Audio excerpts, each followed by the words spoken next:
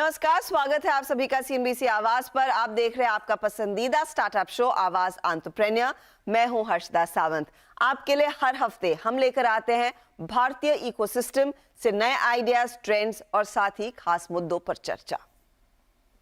2010 में United Nations ने एक रिपोर्ट निकाली थी और इस रिपोर्ट में कहा गया था कि वीगन डाइट ही हमारा भविष्य है। पिछले एक दशक में उस समय का उभरता ट्रेंड अब कईयों के लिए हकीकत में बदल चुका है। हर साल एक पार्टी पैक दिसंबर के बाद दुनिया भर में लोग ड्राई जनवरी मनाते थे, लेकिन आजकल ये महीना वीगनरी मंथ के तौर पर मनाया जाता है, जहां पूरे महीने वीगन लाइफस्टाइल को आजमाने के लिए लोगों को एनकरेज किया जाता है। तो आज हमारी भी नजर एक वीगन बिजनेस पर है। जैस्मिन भरूचा का कथोरास फूड्स एक हाई क्वालिटी वीगन चीज मैन्युफैक्चरिंग कंपनी है, जिसकी शुरुआत 2019 में हुई। ये स्टार्टअप मॉडर्न प्लांट बायोकेमिस्ट्री और डीप फूड साइंस की मदद से डेयरी प्रोडक्ट्स के clean plant based alternatives market में लाया है। Vegetarian versus non vegetarian diet की बहस अब आउटडेटेड हो चुकी है।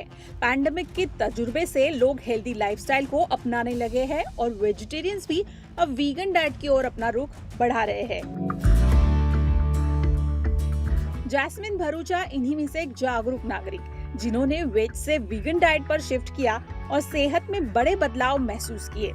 वीगन डाइट पर शिफ्ट ने जैस्मिन के परिवार की जिंदगी ही बदल कर रख दी। मैंने धीरे धीरे अपने घर में किचन में थोड़ी थोड़ी चेंजेस लाना चालू किया। जैसे रेगुलर सॉल्ट को चेंज करके मैंने हिमालयन पिंक सॉल्ट किया और धीरे धीरे थोड़े महीने के बाद मैंने हमारा लाइफस्टाइल पूरा चेंज कर दिया। एंड हमें रियलाइज़ हुआ कि हम ज़्यादा हेल्दी फील कर रहे थे, लाइटर फील कर रहे थे। That was the most important thing. अब इतने सारे फायदों के साथ वीगन डाइट अपनाना लाजमी है, लेकिन बाजार में वीगन डाइट के टेस्ट पर कायम रखने के लिए जैस्मिन को चीज के ऑप्शंस न के बराबर मिले। मेरे सैलेड्स में I started missing cheese and when I wanted cheese, मैंने जो मार्केट में जो अवेलेबल थे cheeses, the Indian ones were very they were not tasty, they were not even healthy. ऐसे प्लांट बेस्ड लाइफस्टाइल करके फ़ायदा क्या है if the cheese is not healthy itself, if it's just filled with starch and oil. And the imported cheeses were very expensive and plus they didn't even taste great. तो फिर that's how मैंने research करना चालू किया कि चीज़ कैसे बनाते हैं। Then I involved an R&D team and then eventually in around July 2019 we incorporated the company and we launched Katharos Foods. And in November 2019 we launched our first cheese on our Urban Platter and Amazon. दूध से चीज बनाने का process तो पता है, लेकिन vegan यानी प्लांट बेस्ड चीज कैसे बनाया जाता है, चलिए जानते हैं जैस्मिन से। प्लांट बेस्ड चीज़ पूरी दुनिया में इधर नट से बनता है, सोया से बनता है, या दोनों से नहीं बनता है, सिर्फ कोकोनट ऑयल से भी बनता है। So these are 2 or 3 different ways. अभी दुनिया में और भी नए टेक्निक्स आ रहे हैं जिससे चीज़ेस बन रहे हैं and it's evolving over a period of time. In the next 1 year और technology will be more advance and और this precision fermentation also which is coming in to picture. उससे और डिफरेंट वेज से चीज़ेस बनेंगे, बट टिपिकली हम अब आज चीज़ नट से बनाते हैं। हमारा first flagship product was a feta cheese which was made almond से। Then we launch cheese sausage and spreads जो कैश्यूज से बनते हैं, हम फर्मेंट करके उसको बनाते हैं। एंड इवेंचुअली 1 year बैक हम लोग ने वर्ल्ड्स फर्स्ट वाटरमेलन सीड से बना हुआ मोज़रेला और चेडर ब्लॉक्स लॉन्च किए, जो मेल्ट, ग्रेट और स्लाइस होते exactly like dairy cheese and they taste also the same. तरबूज के बीजों से चीज बनाने की आइडिया को अंजाम देना आसान नहीं था। इसे प्लांट बायोकेमिस्ट्री और डीप फूड साइंस की मदद से बनाया जाता है, लेकिन क्योंकि इसे बिजनेस पर्पस के लिए बनाया गया, इसीलिए इनोवेटिव प्रोडक्ट के खूब सारे ट्रायल्स लेकर परफेक्ट टेस्ट, टेक्सचर आने के बाद ही बेचने के लिए मार्केट में उतारा गया। जैस्मिन के साथ कैथारोस फूड्स की रिसर्च टीम ने मिलकर वाटरमेलन सीड से बने चीज को बनाया और बाजार में लॉन्च किया। वाटरमेलन सीड का हमने we must have done more than 500 trials to get to where we are before we launched it. तो छोटे छोटे न्यूआंसेस होते हैं प्रोसेस में to get it right sometimes, and it takes a while to get this right. Katharos foods के तहत सलाद में पसंद किए जाने वाला फेटा चीज और चीज स्प्रेड में cheddar, peri peri, jalapeno, black pepper, roasted cumin cheese spread जैसे फ्लेवर्स की वैरायटी है, जिसके 100 ग्राम बॉटल की कीमत 250 रुपए से शुरू होती है। मोज़रेला चीज और चेडर ब्लॉक भी है, जो 280 रुपए में 200 ग्राम के मिलेंगे। ये ऑर्गेनिक चीज ग्लूटेन फ्री है और प्रेजर्वेटिव्स के इस्तेमाल के बिना बनाया जाता है। साथ ही ये हाई प्रोटीन, ऑयल फ्री और कोलेस्ट्रॉल फ्री भी है। प्रोडक्ट तो बना लिया, लेकिन वीगन चीज की अहमियत समझाते हुए ग्राहकों तक पहुंच बनाना सबसे बड़ा काम रहा। इसीलिए एग्जीबिशंस के जरिए कंज्यूमर एजुकेशन पर कंपनी ने फोकस किया। Earlier when we started, since we started just before COVID, it was B2C. We were on a lot of online platforms. We were on Nature's Basket. We are also on Big Basket.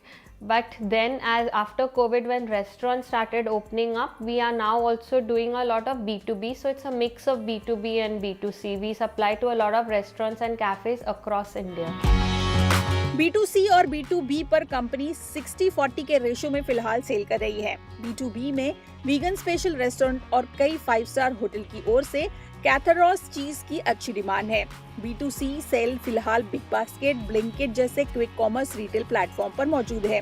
साथ ही offline में modern retail stores में कैथरोस चीज available है, लेकिन scale के लिए distribution और cold storage इस बिजनेस की सबसे बड़ी समस्या है। Huge challenges in distribution for a small time company, for a startup, mainly because our product is also refrigerated. It's a cold storage product, and today in India if you want to send anything across in cold storage, you have to rent the entire truck. So we face huge challenges in sending product across. I can't, for example, today courier one small piece of cheese to Lucknow because the cost of courier with ice is more than the product cost. So we face a lot of challenges in logistics. Mumbai के manufacturing unit से बनकर product Delhi, Bengaluru, Chennai, Pune, Hyderabad, Chandigarh जैसे शहरों में retail किए जाते हैं। सालाना 3 गुना तेजी से बढ़ रहा ये बिजनेस जैस्मिन ने खुद के पैसे लगाकर घर से शुरू किया था। कंपनी अब देश की सीमाएं लांघ कर यूरोपियन मार्केट में एक्सपोर्ट पर फोकस बना रही है। आने वाले दिनों में नए फ्लेवर्स और नई तकनीक से बने चीज की वैरायटी बाजार में लॉन्च होगी।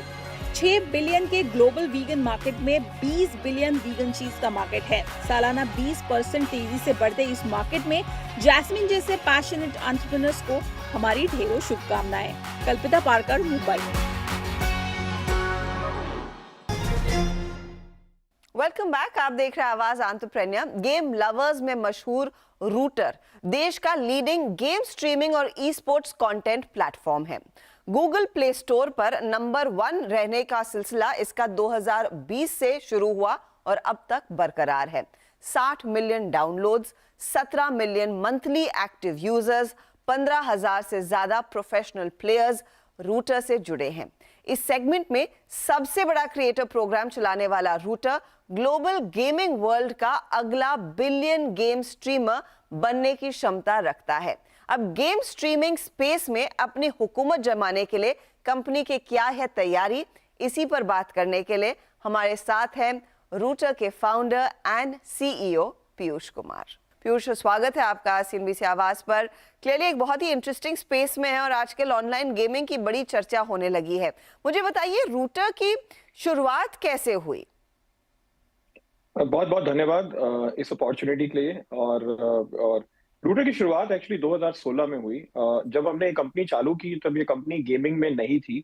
हमारी इस कंपनी का मेन उद्देश्य था कि हम स्पोर्ट्स फैन को एक दूसरे से जोड़ना चाहते थे, और इसीलिए पहले 3-3.5 साल में हम लोगों ने काफी काम किया था स्पोर्ट्स कंटेंट के अराउंड। लेकिन 2018 और 19 में हमने देखा कि इंडिया में गेमिंग सडनली बहुत ज्यादा बढ़ने लगा था। बहुत सारे लोग हमारे आसपास गेम्स खेलना शुरू कर चुके थे, और उस समय हमें रियलाइज हुआ कि एक ऐसा प्लेटफॉर्म जो कि इंडिया के 2 मेन ट्रेंड्स को मिला सकेगा, जो कि कंटेंट इंडिया में बहुत बड़ा है और बहुत बड़ी मार्केट है, और गेमिंग इंडिया में बहुत बढ़ रहा था। और हमने सोचा कि अगर एक प्लेटफॉर्म इन दोनों को मर्ज कर सकेगा, एक ऐसा ब्रिज बना पाएगा जहां गेमिंग कंटेंट बहुत बढ़ सके, उसी रीजन से हमने 2020 में रूटर को गेम स्ट्रीमिंग और ई स्पोर्ट्स स्ट्रीमिंग में पिवट किया और पिछले लगभग 2.5 से 3 साल में एक ये बहुत अच्छी जर्नी रही है, बहुत सारा हमने सीखा है और आज हम अच्छी पोजीशन पे बैठे हैं जहां से हम इसको काफी बड़ा बना सकते हैं। तो एक फैंस को साथ में लाने वाला प्लेटफॉर्म पिवट करता है, ऑनलाइन गेमिंग, गेम स्ट्रीमिंग, और ऑफ कोर्स अब आप ई स्पोर्ट्स में अपनी पकड़ मजबूत कर रहे हैं। ये भी कहा जाता है that router perhaps is India's Twitch. क्या यही बनाने का इरादा है या फिर इसको कुछ और कहीं और ले जाने के भी प्लान्स है? देखिए, ट्विच इस कैटेगरी में दुनिया की सबसे बड़ी कंपनी है। हमारे लिए वो एक मार्गदर्शक है, मतलब we look up to the way जिस तरीके से ट्विच ने पिछले 10 सालों में इतना बड़ा एक कैटेगरी बनाई। बट हमें ये नहीं लगता कि अपॉर्चुनिटी इंडिया की ट्विच बनने की है। अपॉर्चुनिटी इज कि ट्विच जो कि काफी फोकस करता है कंसोल और पीसी गेमिंग पे, लेकिन दुनिया अभी मोबाइल गेमिंग की तरफ मूव कर रही है। बहुत सारे मोबाइल गेम्स हर जगह दुनिया में फेमस हो रहे हैं, बहुत सारे लोग खेल रहे हैं और मोबाइल गेमिंग में स्ट्रीमिंग और गेमिंग कंटेंट में अभी तक किसी ने कोई बहुत बड़ा प्लेयर बना नहीं है। तो इंस्टेड ऑफ सेइंग कि ये इंडिया का ट्विच बनेगा, हम मोबाइल गेमिंग का ट्विच बनाने की कोशिश कर रहे हैं। हमारा जो उद्देश्य है, हमारा जो विजन है कि दुनिया में ट्विच जो बनेगा मोबाइल गेमिंग के लिए, वो रूटर बनना चाहता है। और इसीलिए हमारा जो स्कोप है वो हमारा सिर्फ इंडिया नहीं है, हम बहुत सारे मार्केट्स में जाना चाहते हैं। जहां जहां मोबाइल गेमिंग बड़ा होगा, डेवलपिंग मार्केट्स में, MENA region, South East Asia, South America, Africa, ये ऐसे बहुत बड़े बड़े मार्केट्स हैं जहां पे मोबाइल गेमिंग बहुत अच्छी तरीके से बढ़ रहा है और वहां पे हम जाना चाहते हैं। तो ये प्रोडक्ट उनके लिए बनाया जा रहा है। मुझे बताइए कि इस समय ट्रेंड क्या है, मोबाइल गेमिंग कितना एक्टिव है भारत में, किस तरह के लोग यहाँ पर पार्टिसिपेट करते हैं, डेमोग्राफिक्स क्या है इस समय मोबाइल गेमिंग की? देखिए, भारत के पर्सपेक्टिव से और अगर आप किसी और डेवलपिंग मार्केट के पर्सपेक्टिव से भी देखेंगे तो हमारे जो सोसाइटी में सबसे बड़ा चेंज हुआ है कि स्मार्टफोन एक बहुत इंपॉर्टेंट पार्ट बन गया है हमारी लाइफ का। और आज लगभग हर चीज हम स्मार्टफोन के थ्रू कर रहे हैं। हम कॉमर्स भी स्मार्टफोन के थ्रू कर रहे हैं, हम कंटेंट भी स्मार्टफोन के थ्रू कंज्यूम कर रहे हैं और बहुत सारी ऐसी चीजें कर रहे हैं। इसी बीच में गेमिंग भी अब स्मार्टफोन में आ गया। तो जितने भी गेम्स इंडिया में पॉपुलर हैं वो सारे के सारे गेम्स अब स्मार्टफोन पे खेले जा रहे हैं, जिसकी वजह से इंडिया का जो गेमिंग मार्केट है वो 90% से ज्यादा मोबाइल गेमिंग मार्केट है। बाकी 10% में आपका पीसी कंसोल या कंसोल गेमिंग आता है और बहुत सिमिलर ट्रेंड है और बाकी डेवलपिंग मार्केट्स में भी।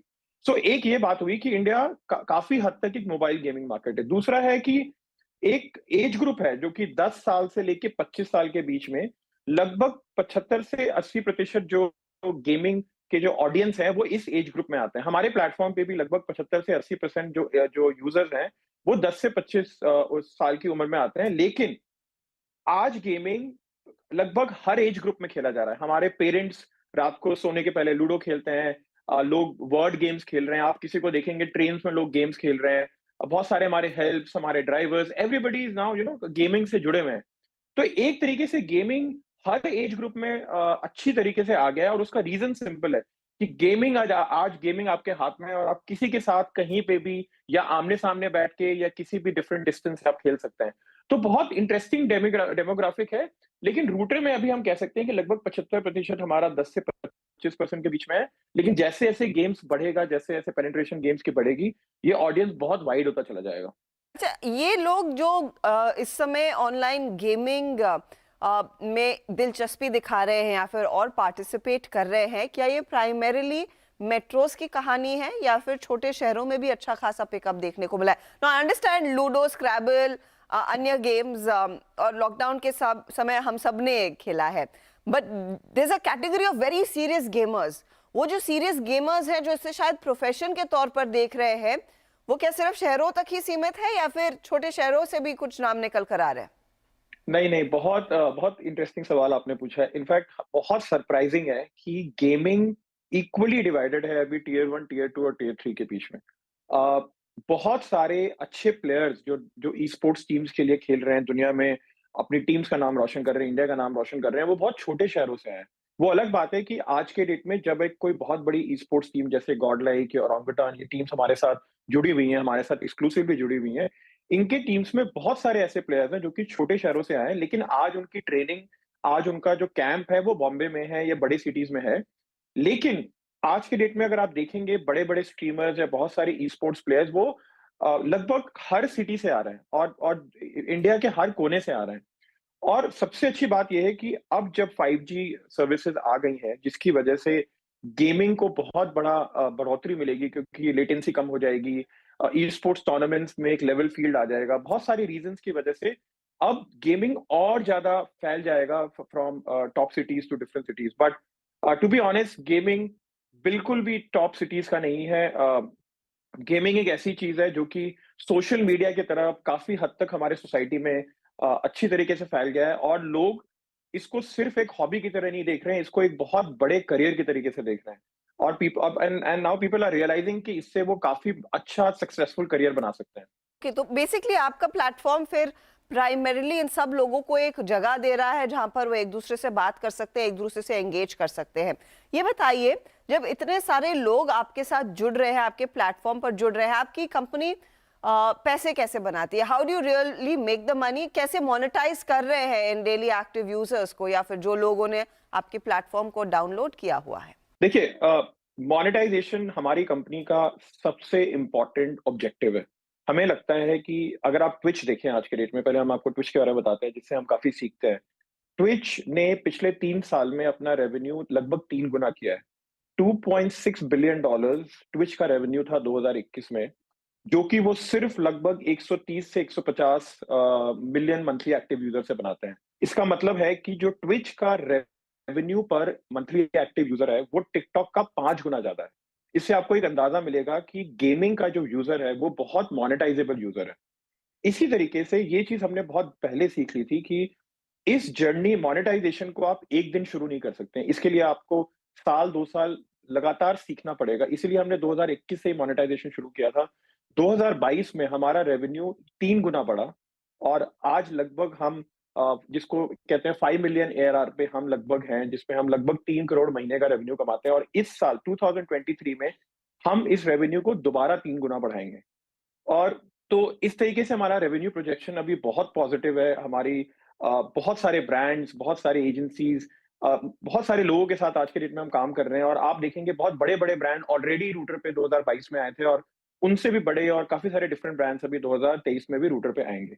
लेकिन आपने पूछा कि किस तरीके से हम रेवेन्यू कमाते हैं, तो हम रेवेन्यू को 2 तरीके से देखते हैं। एक देखते हैं जो रेवेन्यू हमारे ब्रांड्स के थ्रू आए, जिसमें ब्रांड्स अपने टारगेट ऑडियंस को रीच करने के लिए रूटर की मदद लें। और दूसरा रेवेन्यू होता है कॉमर्स, जिसमें कि रूटर पे जितने लोग इतना टाइम स्पेंड कर रहे हैं, हम कैसे उनको एक कॉमर्स की अपॉर्चुनिटी दे सकते हैं। सो ब्रांड्स के लिए बहुत सिंपल है, एडवर्टाइजिंग, एक हम कहते हैं परफॉर्मेंस मार्केटिंग, जिसमें कि एप्स डाउनलोड हमसे लेते हैं और उसके लिए हमें पैसे देते हैं।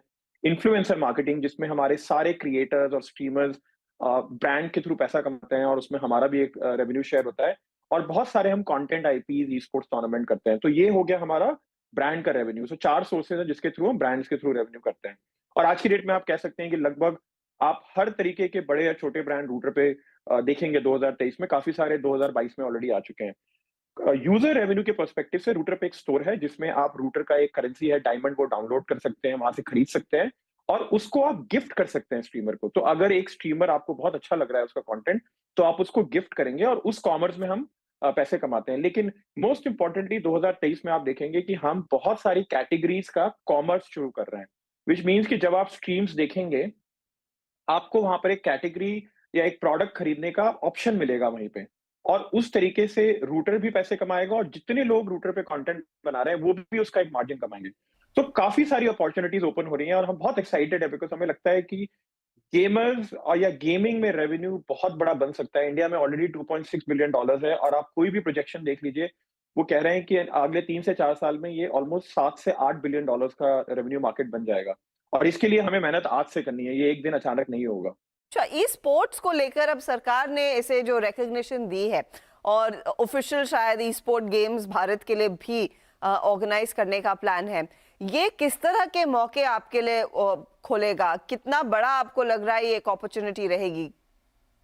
देखिए, ई स्पोर्ट्स में जो सरकार ने ये स्टेप लिया है, जो कि दिसंबर लास्ट वीक में अनाउंस हुआ था, हम बहुत एक्साइटेड हैं। पिछले 1.5 साल से हम और बहुत सारी ई स्पोर्ट्स टीम्स जो हमारे साथ जुड़ी हुई हैं, और बहुत सारे लोग इसमें काम कर रहे हैं। वो डिफरेंट मिनिस्टर से मिल रहे थे, श्री अनुराग ठाकुर से, इसके पहले हम लोग मिस्टर किरण रिजिजू से भी मिले थे। और जो जो गवर्नमेंट ने इसको रिकग्निशन दिया है, ये बहुत बहुत इंपॉर्टेंट है। और मैं बताता हूँ क्यों इंपॉर्टेंट है, क्योंकि इतने सारे लोग इंडिया में पिछले 10 साल से ई स्पोर्ट्स इकोसिस्टम में काम कर रहे हैं, जैसे गॉड लाइक ले लीजिए, ओरांगुटान ले लीजिए, बहुत सारी ऐसी टीम्स हैं जिनको हमने क्लोजली देखा है, जिन्होंने बहुत मेहनत की है इस इंडस्ट्री को खड़ा करने में, और आज उनकी मेहनत रंग ला रही है क्योंकि गवर्नमेंट ने बोला है कि अब ई स्पोर्ट्स स्पोर्ट्स का पार्ट है, जिसका मतलब है कि अब ई स्पोर्ट्स, एक तो इंडिया ऑलरेडी ई स्पोर्ट्स में पार्टिसिपेट कर रही है, ग्लोबली आप देखेंगे ये सारी टीम्स जाके बहुत सारे टूर्नामेंट्स जीत रही हैं। उसके अलावा इंडिया ने कॉमनवेल्थ गेम्स में पिछले साल एक ब्रॉन्ज मेडल जीता है, इस साल एशियन गेम्स में esports is going to be a medal sport, and most importantly they are saying कि पेरिस ओलंपिक्स में भी ये मेडल स्पोर्ट होगा, अदरवाइज यूएस ओलंपिक्स 2028 में तो 100% होगा। तो आप देखेंगे अगले 5 से 7 साल में इंडिया के लिए रिकग्निशन ई स्पोर्ट्स के थ्रू आएगा, और जितनी मेहनत इस पूरे इंडस्ट्री ने एक साथ की है वो बहुत बड़ी मेहनत है। तो उससे होगा ये कि जितने भी लोग आज ई स्पोर्ट्स से जुड़े हैं, उनका कंटेंट अब देखने के लिए लोग हमारे प्लेटफॉर्म पे आएंगे। वाओ, हु न्यू कि स्पोर्ट्स भारत का शायद आईपीएल मोमेंट होगा जो क्रिकेट के लिए उभर कर आया था। बहुत बहुत शुक्रिया पीयूष हमारे लिए समय निकालने के लिए। It's been a pleasure speaking to you and all the very best. Thank you so much for the opportunity. Thank you. इसी के साथ आवाज एंटरप्रेन्योर में इस हफ्ते इतना ही। आपको हमारा शो कैसा लगा, इसका फीडबैक जरूर दें। हम ट्विटर और फेसबुक पर आपसे सीधे बात करेंगे। अगले हफ्ते फिर मुलाकात होगी। Goodbye, take care.